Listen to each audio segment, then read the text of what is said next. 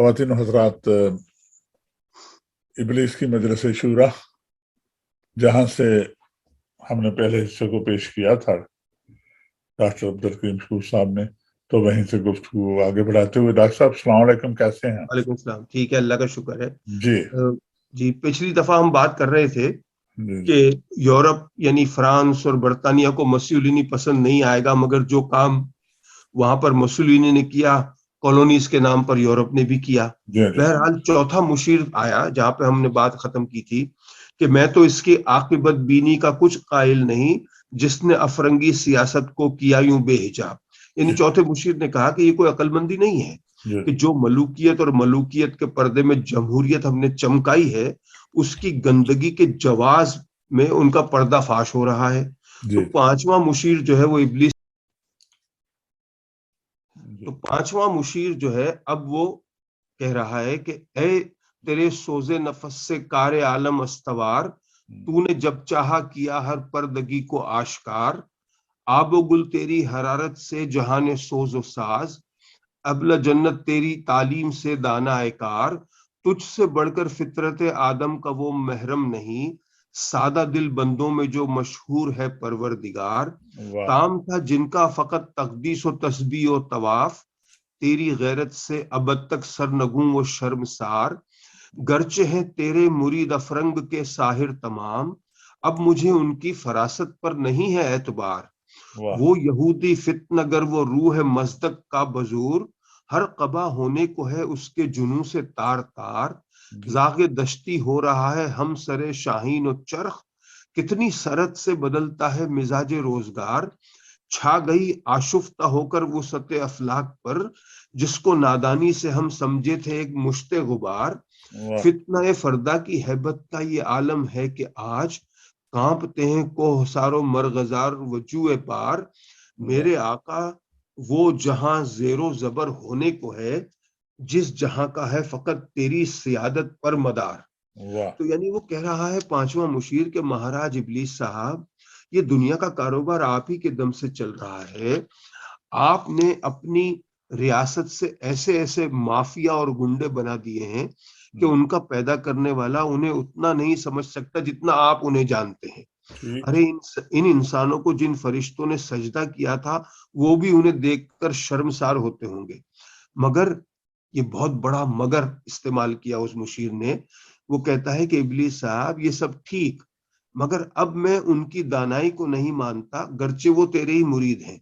Karl Marx کا فتنہ جیسے اس میں مزدک کی روح سما گئی ہے، اور بروز کا مطلب ہے کہ روح کا کسی اور جسم میں ظاہر ہونا، یعنی عام فہم میں یہ کہیں گے کہ اس میں کسی کی روح، ہم کہتے ہیں نا تیرے اندر شیطان کی روح سما گئی ہے، تو یعنی مزدک کی روح اس میں سما گئی ہے۔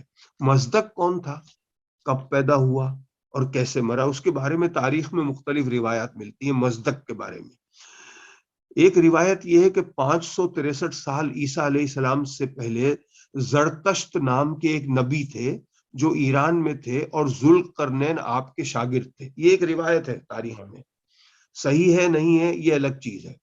ایک روایت یہ ہے کہ زرتشت یا مزدک وہ پہلا شخص ہے جس نے سب سے پہلے یہ کہا تھا کہ دنیا میں تمام جھگڑے تین چیزوں کی غلط تقسیم سے ہوتے ہیں، اگر دنیا کے تمام لوگوں میں یہ تین چیزیں برابر تقسیم کر دی جائیں تو جھگڑے ختم ہو جائیں، اور وہ تین چیزیں تھیں زن، زر اور زمین۔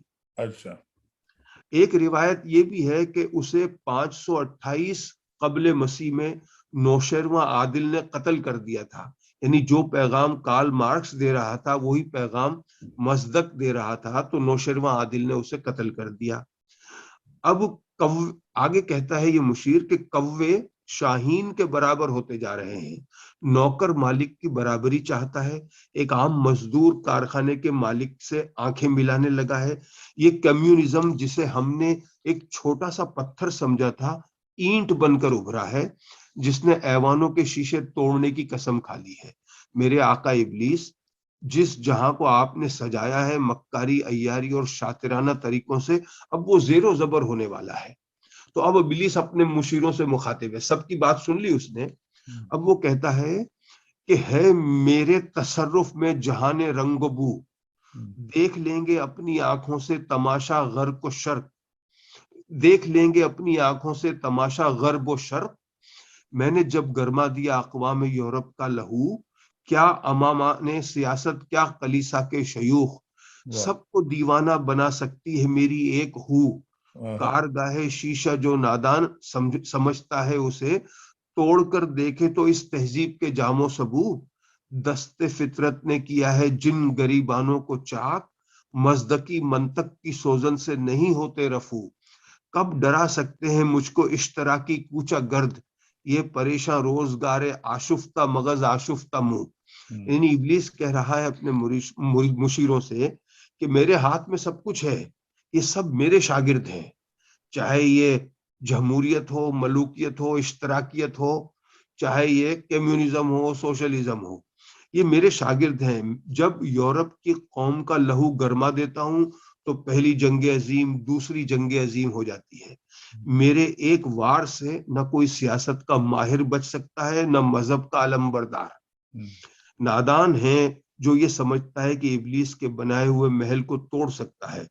آپ کو یاد ہوگا امریکہ کے صدر بش کا وہ جملہ کہ our way of life، فرعون نے بھی تو یہی کہا تھا، فرعون نے بھی موسیٰ علیہ السلام کو یہی کہا تھا کہ ہماری تہذیب کو ختم کرنا چاہتا ہے۔ یہ اشتراکی، یہ مستقی، یہ سیکولرزم، یہ لبرلزم کے دعوے دار یہ میرے چیلے ہیں، کسی کو میں نے دولت میں، کسی کو بھوک مٹانے میں، کسی کو جوئے میں، کسی کو شراب میں، کسی کو سود کے کاروبار میں الجھا دیا ہے، مجھے ان کا ڈر نہیں ہے۔ ایک کام ختم ہوتا ہے میں دوسرا شروع کرا دیتا ہوں، جب کالونیز ختم ہوئیں تو میں نے ورلڈ بینک بنا دیا۔ پھر آگے کہتا ہے ابلیس، ہے اگر مجھ کو خطر کوئی تو اس امت سے ہے، یعنی اسے کسی چیز سے خطرہ نہیں، نہ جمہوریت سے خطرہ ہے، نہ ملوک، کسی چیز سے نہیں ہے، کچھ بھی ہو جائے، کہتا ہے میں نے سب کو الجھا دیا ہے، مگر ہے اگر مجھ کو خطر کوئی تو اس امت سے ہے، جس کی خاکستر میں ہے اب تک شرار آرزو، خال خال اس قوم میں اب تک نظر آتے ہیں وہ، کرتے ہیں اشک سحر گاہی سے جو ظالم وضو، جانتا ہے جس پہ روشن باطن ایام ہے، مصدقیت فتنہ فردہ نہیں اسلام ہے۔ جانتا ہوں میں یہ امت حامل قرآن نہیں، ہے وہی سرمایہ داری بندہ مومن کا دین، جانتا ہوں میں کہ مشرق کی اندھیری رات میں بے ید بیضا ہے پیران حرم کی آستین، عصر حاضر کے تقاضوں سے ہے لیکن یہ خوف، ہو نہ جائے آشکارا شرع پیغمبر کہیں، الخضر آئین پیغمبر سے 100 بار الخضر۔ یعنی ابلیس یہ کہہ رہا ہے کہ اگر بہت بڑا اگر کوئی خطرہ ہے، یعنی یہ اس کلائمیکس، یعنی جو اس نظم کا یہ کلائمیکس ہے کہ اگر ابلیسیت کو کوئی خطرہ ہے تو صرف اس امت سے ہے، اور کس امت سے؟ اس سے کہ جس کی راکھ میں ابھی بھی کوئی چنگاری دبی ہوئی ہے، وہ امت جس میں اب بھی چند لوگ ہیں جن کے دلوں میں ایمان زندہ ہے، جو دنیا کو بدل سکتے ہیں۔ مجھے نہ مارکس سے ڈر ہے نہ مصدق کا خوف، مجھے کسی سے خطرہ نہیں ہے، اگر خطرہ ہے تو اسلام سے ہے، یہ اسلام ہے جو ابلیسیت کو ختم کر سکتا ہے۔ میں یہ جانتا ہوں کہ امت جو ہے یہ قرآن کا حق ادا نہیں کر رہی، اس میں سرمایہ داری کا شوق دیوانگی کی حد تک میں نے بھر دیا ہے، ان کی دنیا میں اور زندگی میں اندھیرا ہی اندھیرا ہے، ان کے نام نہاد علماء اور علماء سو اور مذہب کے رکھوالے وہ ہیں جن کی آستین میں روشن ہاتھ نہیں ہے۔ یہاں حضرت موسیٰ علیہ السلام کا معجزہ جو ہے اس کی طرف اشارہ ہے، مگر پھر بھی مجھے یہ ڈر ہے کہ کہیں وہی نظام نافذ نہ ہو جائے جو محمد صلی اللہ علیہ وسلم نے برپا کیا تھا، اور ابلیس اس نظام سے پناہ مانگتا ہے۔ اب ابلیس اپنے مشیروں سے اسلام کی خوبیوں کا ذکر کرتا ہے، حافظ ناموس زن مرد آزما مرد آفریں، موت کا پیغام ہر نوح غلامی کے لیے، نہ کوئی فغفور و خاکہ نے فقیر و راہ نشیں، کرتا ہے دولت کو ہر آلودگی سے پاک صاف، منعموں کو مال و دولت کا بناتا ہے امین، اس سے بڑھ کر اور کیا فکر و عمل کا انقلاب، بادشاہوں کی نہیں اللہ کی ہے یہ زمین۔ یہ وہ امت ہے جس میں مرد عورت کی عزت کا محافظ ہے. اس امت میں کوئی انسان کسی دوسرے انسان کا غلام نہیں, سب اللہ کے غلام ہیں. یہ اللہ سے ڈرتے ہیں, کسی اور سے نہیں. یہ اپنی دولت کو زکوٰۃ اور صدقات سے پاک کرتے رہتے ہیں اور دوسروں کے حق ادا کرتے ہیں. یہ دولت کے مالک نہیں بنتے بلکہ اسے امانت سمجھتے ہیں. اس سے بڑھ کر اور کیا انقلاب ہوگا کہ جس زمین پر یہ چلتے ہیں اسے وہ اپنی زمین نہیں اللہ کی زمین مانتے ہیں. چاہے وہ بادشاہ ہو یا فقیر, وہ اللہ کی حاکمیت کو مانتا ہے. اب ابلیس کا انداز ذرا سا بدلا ہے. وہ کہتا ہے چشم عالم سے رہے پوشیدہ یہ آئین تو خوب, یہ غنیمت ہے کہ خود مومن ہے محروم یقین. ہے یہی بہتر الہیات میں الجھا رہے, یہ کتاب اللہ کی تعویلات میں الجھا رہے. توڑ ڈالی جس کی تکبیریں طلسم و شش جہات, ہونا روشن اس خدا اندیش کی تاریک رات. یہ نظام, یہ قانون, یہ فکر, یہ آئین بہتر ہے کہ چھپا رہے. یعنی جو اس سے پہلے اس نے ذکر کیا جن خوبیوں کا, یہ نظر نہ آئے. یہ غنیمت ہے کہ مومن یقین کی دولت سے محروم رہے, اور یہی بہتر ہے کہ وہ مناظرے, مباحثے, مذاکرے کرتا رہے اور بے محل قسم کے سوالوں کے جوابات ڈھونڈتا رہے. یہ وہ مسلمان ہے کہ جس کی ایک اللہ اکبر سے بڑے بڑے شرک اور برائی کے قلعے ٹوٹ جاتے ہیں. بہتر ہے کہ اس کی راتیں تاریک رہیں.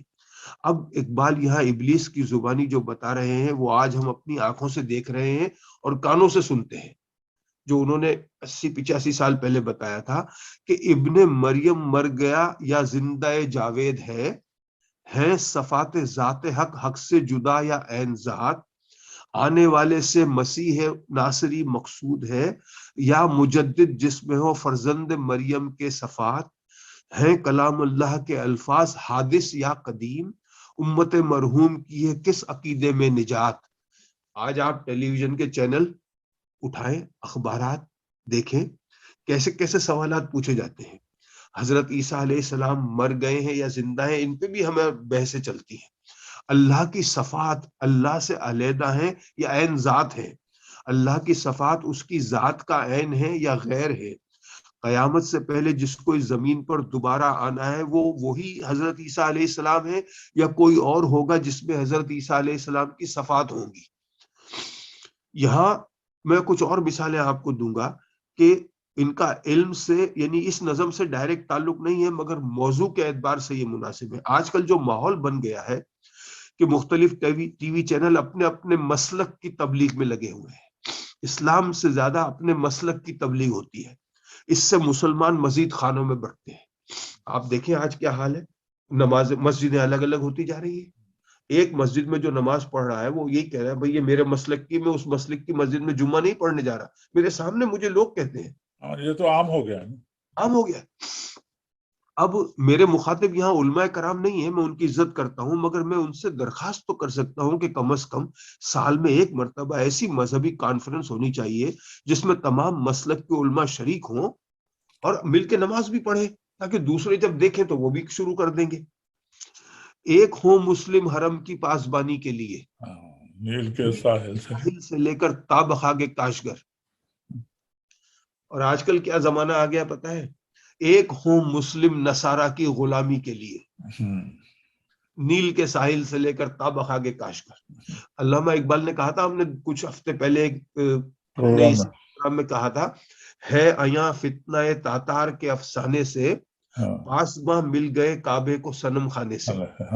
آج کل کیا ہو رہا ہے پتہ ہے, پاسباں مل گئے کعبے سے صنم خانے کو, کعبے سے صنم خانے کو پاسباں مل گئے. آج کل یہ الٹا حساب ہو گیا ہے. جب ترک فوجیں قسطنطنیہ کا گھیراؤ کر رہی تھی, ہم نے پچھلی قسط میں یہ بات کی تھی, عیسائیوں کے بڑے بڑے عالم بحثوں میں الجھے ہوئے تھے نا کہ ایک سوئی کی نوک پر کتنے فرشتے بیٹھ سکتے ہیں. حضرت عیسیٰ علیہ السلام نے جو روٹی کھائی وہ خمیری تھی یا فقیری تھی. اور تو اب مسلمانوں کی طرف آتے ہیں. جب انگریز بنگال کے راستے ہندوستان کی طرف بڑھ رہے تھے تب دو بڑے نامور علماء ہندوستان میں ان کا نام نہیں لوں گا اس پروگرام میں, سمجھ آ جاتی, دو بڑے نامور علماء جس بات پر بحث کر رہے تھے وہ میں آپ کو سنانا چاہتا ہوں. اور اللہ وہی اور ہندوستان میں وہی تقسیم ہوئی ہے جو اب تک ہم بولتے رہے. اس وقت انگریز بنگال کے راستے قبضہ کرنے آ رہا تھا جی جی جی. اور وہاں پر یہ علماء، یہ وہی دور قسطنطنیہ 1832-33 کی بات ہے یہ. ہے جی. ہاں. تو بحث کیا تھی؟ اللہ جھوٹ بول سکتا ہے یا نہیں. یعنی وہ یہ کہہ رہے تھے کہ اللہ جھوٹ بولنے پر قادر ہے، تو پھر وہ اس نے جب لکھا ہے کہ ان اللہ علی کل شیء قدیر، تو پھر وہ اگر جھوٹ نہیں بول سکتا تو کیسے قادر ہے؟ اس بات یعنی بحث ہو رہی تھی. کتنی بےہودہ سی، یعنی عجیب قسم کی، غلط قسم کی. نہیں وہ جیسے قرآن ایک ہے نا کہ مکر کے حوالے سے لفظ ہے نا قرآن. بس اچھا، دوسری بحث کیا تھی؟ اللہ تعالیٰ دوسرا محمد صلی اللہ علیہ وسلم بنا سکتا ہے یا نہیں، اور اگر بنا سکتا ہے تو وہ بے نظیر کیسے ہوئے؟ یہ بحث، یہ ضرورت ہے اس بحث کی ہمیں. یہ اس وقت ہندوستان میں دو بڑے نامور علماء ہیں یہ. اب ذرا آپ اسلامی چینل پر سوال و جواب کے پروگرام کبھی دیکھیں، اور یہ برطانیہ میں بھی ہوتا رہا ہے جو چینل ہے. اب بھی وقت ہے کہیں ایسا نہ ہو کہ آنے والی نسلیں اپنے آپ کو ہماری اولاد کہلانے سے انکار کر دیں. آپ جس مسجد میں یا جس چینل پر اس قسم کی اختلافی چیزیں دیکھیں، لوگ، ان کا فرض ہے کہ اسے روکیں. میں روکتا ہوں، کوشش کرتا ہوں میں. ہمیں تمام مسلک کے ماننے والوں کو ایک دوسرے کی عزت کرنی چاہیے. ہم سب مسلمان ہیں. غلط کو غلط کہنا پڑے گا، ورنہ قیامت کے دن سوال ہوگا. اگر کوئی شخص رفع یدین کرتا ہے یا نہیں کرتا، ہمیں احترام کرنا ہے. اگر نماز میں سورہ فاتحہ کے بعد کوئی شخص آہستہ سے آمین کہتا ہے یا زور سے کہتا ہے، ہمیں احترام کرنا ہے. جی جی. کیونکہ ہمارا عقیدہ سب کا ایک ہی ہے. تو اگر کوئی زور سے آمین کہتا ہے کہنے دیں، کوئی آہستہ سے کہتا ہے اسے بھی کہنے دیں. اگر کوئی رفع یدین کرتا ہے اسے کرنے دیں، نہیں کرتا کوئی اس کے نہ کرے. علمی اختلاف کسی طور سے اجازت نہیں دیتا کہ ایک دوسرے کے ہم دشمن بنے. یعنی یہ فروعی معاملات ہیں، چھوٹے چھوٹے. بغداد کی تاریخ اگر آپ دیکھیں تو وہ خطیب جو خطبوں کی تجارت کرتے تھے، جب قتل عام ہوا تو سب ایک ہی تاریخ میں مارے گئے. جو 3x3 کی مسجدیں بنا کر مختلف مسلکوں پر دروازے بند کر کے بیٹھے رہے، اور جب تدفین ہوئی تو وقت تدفین انہیں ایک ہی قبر میں با جماعت دفن کیا گیا. وہ جو اپنے اپنے مسلک کی الگ جماعت کراتے تھے، جب بغداد تباہ ہوا تو وہ با جماعت دفن ہوئے ہیں. اور جو کھوپڑیوں کے جو اس نے پہاڑی بنائی ہے، کھوپڑیوں کے مینار بنائے ہیں، تو اس میں پتہ نہیں کس کی کھوپڑی کس کے ساتھ جڑی ہوئی تھی. تو تلخیوں سے بھری ہوئی یہ تاریخ آپ اٹھائیں تو ہزاروں باتیں آپ کو ملیں گی، مگر نگاہیں اس بات کو ترس گئیں کہ کبھی ایک آدھ سطر یوں بھی تو رقم ملے کہ جب مسلمان پر حملہ ہو تو عمرہ و عصا جو ہے وہ مسلمانوں کے دانت چیک کر رہے تھے کہ ان میں سے کون ہے جو خستہ مقبروں میں پڑی انسانیت کو، سماعت کو قادر سمجھتے ہیں، اور کون انہیں عذاب تک سے محفوظ گردانتے ہیں. کس کا امامہ 11 گز کا ہے اور کس کا لنکا 52 گز کا ہے. دوران نماز کون رفع یدین جیسے جرم عظیم کی جسارت کر رہا ہے، اور کون ہے جو عدم رفع یدین جیسے ناقابل معافی گناہ میں مبتلا ہے.